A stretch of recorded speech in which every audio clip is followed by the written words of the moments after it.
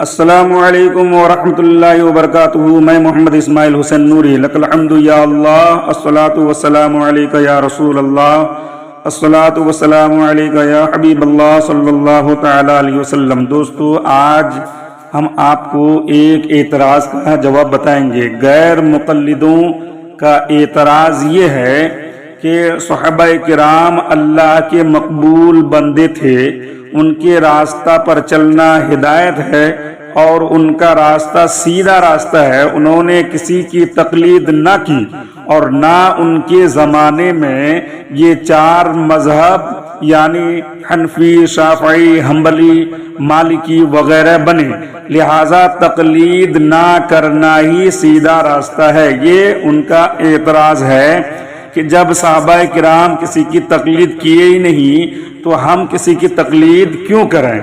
تو دوستو، اس کا جواب مفتی احمد یار خان نعیمی اپنی کتاب تفسیر نعیمی میں فرماتے ہیں، پیج نمبر 89 سورہ الف لام کی تفسیر میں، کہ اس اعتراض کے دو جواب ہیں، ایک الزامی اور دوسرا کیا ہے، تحقیقی۔ الزامی جواب تو یہ ہے کہ نبیوں کا راستہ صراط مستقیم ہے اور کوئی نبی کسی دوسرے نبی کا امتی نہیں ہوا، لہذا امتی نہ بننا یہ کیا ہے، سنت انبیاء ہے۔ تو جو بھی سوال کرتا ہے، چاہے غیر مقلد ہو، وہابی ہو، دیوبندی ہو، کوئی بھی ہو، جو سوال کرتا ہے تو ان کو چاہیے کہ کسی کی امتی بھی نہ بنے۔ اور دوسرا جواب یہ ہے تحقیقی کہ صحابہ کرام میں اصلی تقلید موجود تھی، غیر فقیہ صحابہ کرام کی اطاعت کرتے تھے اور صحابہ کرام قرآن و حدیث سے قیاس فرما کے مسائل نکالتے تھے۔ رہا یہ کہ اس زمانے میں چند مذہب نہ بنے، اس کی وجہ یہ ہے کہ ان کے سینے صحبت نبی سے منور تھے، ان میں اختلاف بہت ہی کم تھے، گمراہ کرنے والے فرقے نہ تھے، لہذا ان کو قانونوں کی تربیت کی ضرورت نہ پڑی اور نہ تھی۔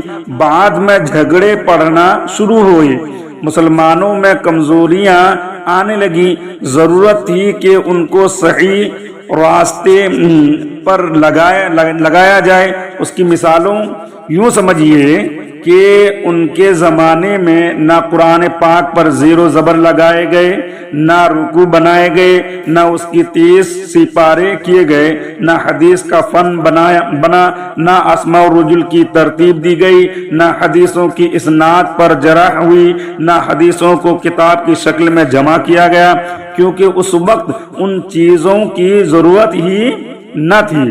جس قدر ضرورت پڑتی گئی کام بھی بڑھتے گئے۔ تو اب جو بے وقوف کہے کہ علم حدیث پڑھنا، حدیثوں پر جرح کرنا صحابہ کے طریقے کے خلاف ہے، وہ محض احمق ہے۔ جس طرح کہ علم حدیث کا جمع کرنا جائز بلکہ ضروری ہے، ایسے ہی فقہ وغیرہ بھی ضروری ہے۔